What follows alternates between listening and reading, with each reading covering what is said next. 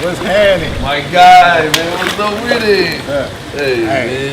Just so you know, I'm not getting in this damn hot tub. Hey, man, it's all good, but I'm gonna be in here. I'm so motherfucking hot. Might well do it right here in the hot tub. Hey, only Solo Lucci wanna do the interview in the hot tub. Yeah, we waiting on the ladies right now. Hey, what's up? This your boy GL. We rocking with Hip Hop Weekly, and we got my boy Solo Lucci. You know, we about to get into some stuff about his life, about his music, about his craft. You know what I'm saying? So let's jump in.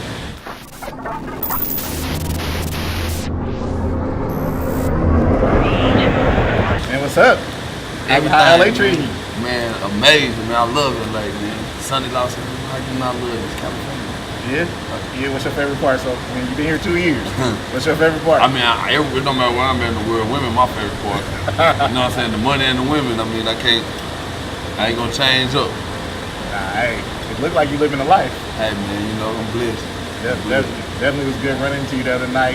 Thank you for coming out and setting this up. And I appreciate you for having me, man. I feel like now that you got the love and hip hop thing going, the people getting to see a certain side of you. Exactly. But I wanted you to be able to tell them what you really about. Yeah. How about that? Man, you know, me, man, I'm from Fort Worth, Texas, so a lot of us are raised by our grandparents, you know what I'm saying? So we got a certain type of morals instilled with us, but at the same time we country as hell. So, you know, I think the show just give them a chance to see my personality as far as like just how I'm a sociable person. It don't matter what situation I'm myself. Let me tell you, I've been to Fort Worth, Texas one time. I went to a big complex called Billy Bob's. Billy Bob. It was like a rodeo / club / mall. Definitely. I thought I was... It's like 3 clubs in that motherfucker. Right. They thought... That's like Arlington, but it's right by Fort Worth. So Fort Worth, right outside of Dallas. Yep. So a lot of people don't know, you know what I'm saying? They think of that Dallas vibe and some of the other artists that came from there. You know, exactly. Is that where you got some of your influences from? Hell no. I didn't get no influence from no Dallas artists ever. But I was more of a when I came up, it was more of a UGK type shit. Pimp C, of course.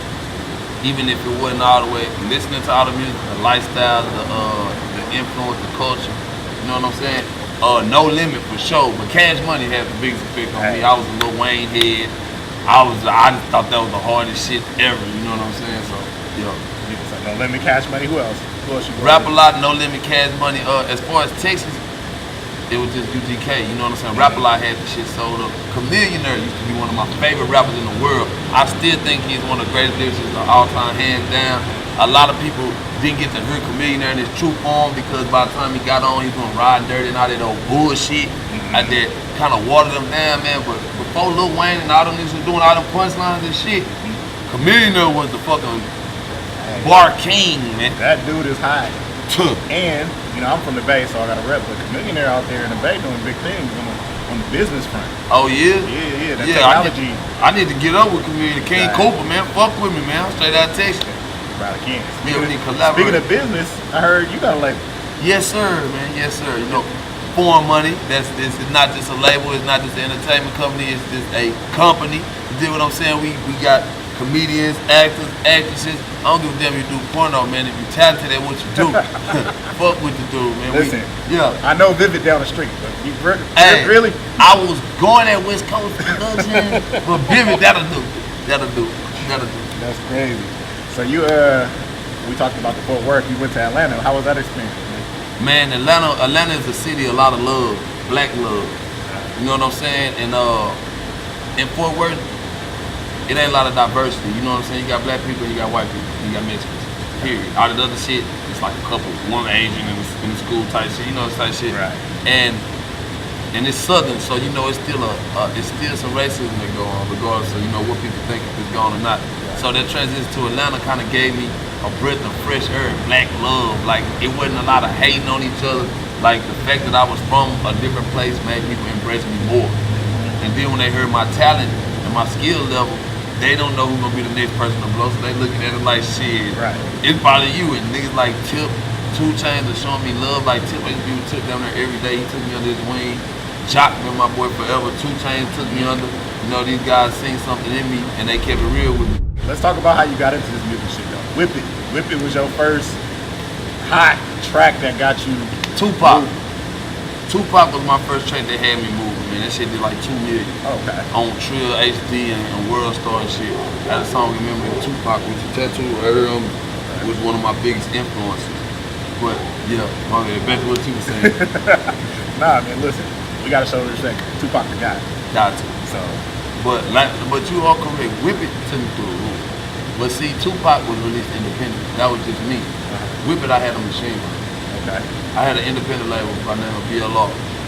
You know what I'm saying? They had a hell. They know how to push a record. You know what I'm saying? I've been had records. They had a machine we put together. Okay. So from there, I think where everybody really got the first taste of you was you showed up on Chris Brown track. Yes. Wrist. Yeah. And when I say, I mean, I still play that. It's still on my playlist. Like, yeah. Every summer, you know, you make the summertime playlist. Yeah. I think Wrist go on every summer. That's hard. You got to. That's hard. What was that experience like? Man, that shit was surreal, bro. Like, I didn't know Chris Brown at the time, and Whip It was popping, but Chris Brown was on another tier. You know what I'm saying? It was another tier to the music that I wasn't quite in yet, in my mind. You know what I'm saying? Obviously not in everybody else's mind, but determined by the lifestyle I was living and the shit I was doing, and my finances situation, the shit wasn't matching up to be on those songs with Chris Brown. You feel me? But that shit was just a blessing, man. How did it come about?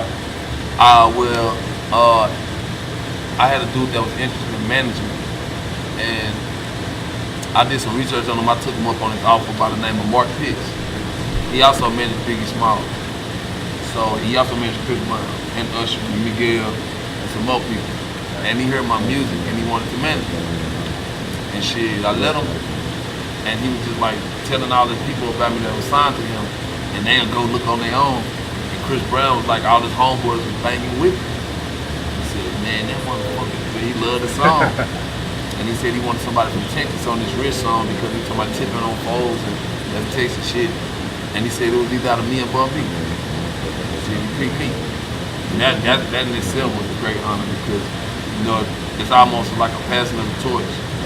You know what I'm saying? Because it could have been an OG on it, which would have been amazing, but he let the new young gun get his opportunity. What's it like the studio session with Lucci? Like, what's that? Man, Boosie, man, look, one thing that I respect about Boosie so much, other than the fact that he's a street nigga, is that Boosie doesn't have a pride issue. Like me, people that know me, they know I write for a lot of people. I've done artist development for artists. You know, they're great artists. This is what I do. And when I got in there with Boosie, he didn't have an ego problem. Like a lot of dudes, I get around these big rappers and I gotta turn myself down to a 3 or a 4. Because on 10, sometimes I'm overwhelmed. Right. But he loved that shit. So foreign money, that's the new move. Yep. So what made you decide you want to get everybody out your pocket and start doing something on your own? Just that. You know, when you start really understanding business and you see the dynamics to it, it's only the smart thing to do.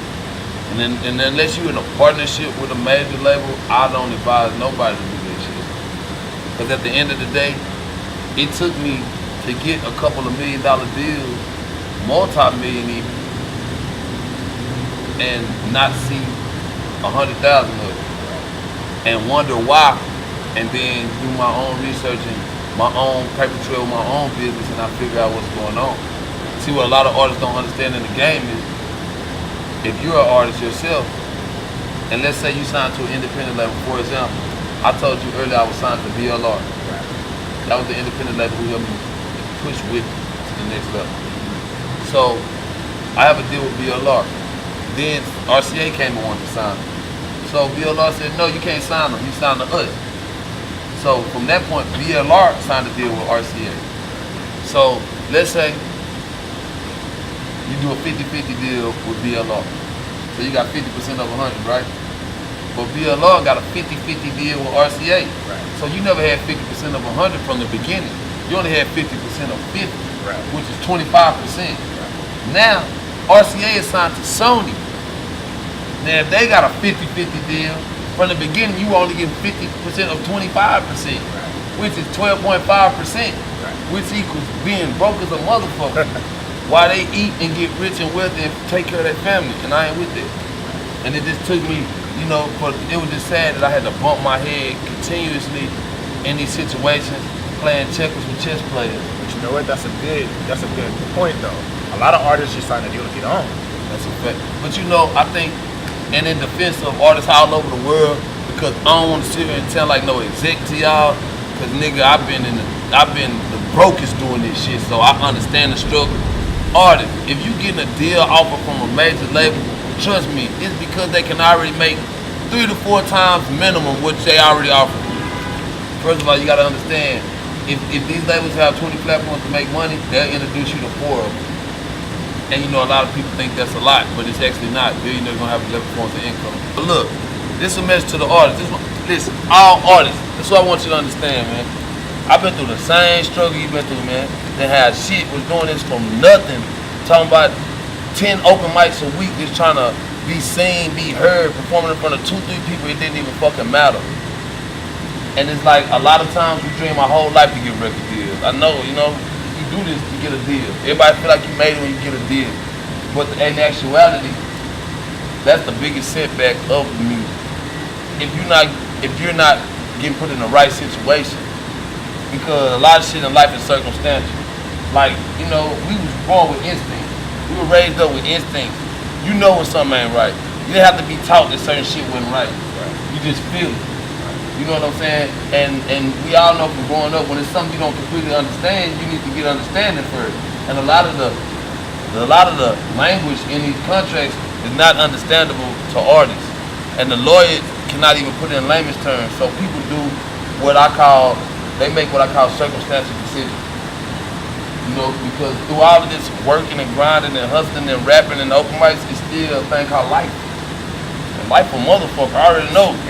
Life a motherfucker. See, when them bills due, when you got kids and friends and family that need you, and this record label is offering you $150,000, and even though they're gonna make 40, 50 million off of you, I mean, do you not take that money and let your family continue to struggle? Or do you take it and do what you gotta do and crawl yourself out of that hole? I always say bills don't care about your dreams. That's a fact. So what can we expect from Foreign Money? Man, I just, you know, with the creation of Foreign Money, I just always tried the pattern and walk in the footsteps of greatness. You know what I'm saying? Like, I study a lot of Jay-Z, you know what I'm saying? Even Dame Dash, you know, was a great businessman, you know what I'm saying? A lot of times, our personalities or our habits or our mentalities consider that. So I try to just pattern myself after the great black man and some of the great white businessmen, you know what I'm saying? Like, give me what I mean? You know, and try to blend it in. Because I'm an artist myself, so I do understand how to facilitate an artist. I know how I want to feel as an artist. I want to feel like a rapper. So when somebody come to me, I'm gonna make you feel like a rapper. You know what I'm saying? And if you're not a rapper, I'm gonna make you feel like whatever that is you are, and I'm gonna help you grow to this. So I just want Foreign Money to be more like a learning experience and a family. Like, you know what I'm saying? It's forever with Foreign Money. So, like, I sit down with my peers and the people, my business colleagues, and we talk about the game. We talk about knowledge. We give each other tips and pointers, and we throw out ideas to see if we can catch shit off each other. You know what I'm saying? It just builds. So Foreign Money is just all about building upward. Our slogan is on this, also on the piece. It says "Siempre Prospero." That's in a Latin language. They say it's a dead language. You know, I do a lot of reading and shit. You know, so it means forever prosper. In Latin, they say it's a dead language, and I'm telling you, nothing is dead as long as I'm alive. So speaking of you, it's a lot of people don't know about you. One thing they do know about you though is you got a sense of style about you. That's a fact. So fashion, style, that's your thing. You can help me solve a debate. Okay. I personally feel like people are super hype beasts. All they care about is the trend. Hey, the individuality ain't there. So they see somebody do something, then everybody got to do it. Yeah. For instance, this across the shoulder fanny pack bag thing. One dude did it. Now everywhere you go, you see a dude got a band purse on, man. And I ain't ever seen you with the, you feel me? But come on, like the trends get out of hand. I mean, you're a unique person. You feel me? Is that what? Well, I am big on fashion. Fashion, if you ain't got no style, man, you're too mild, man. Look, I like to be spicy with this shit. You feel me? I want to make sure they like me with this shit. Listen, this is what's going on. as far as that man person, and it's great, you said a word that I just learned yesterday, 2 days ago. I heard some people reminisce like, yo, that white boy hype beast.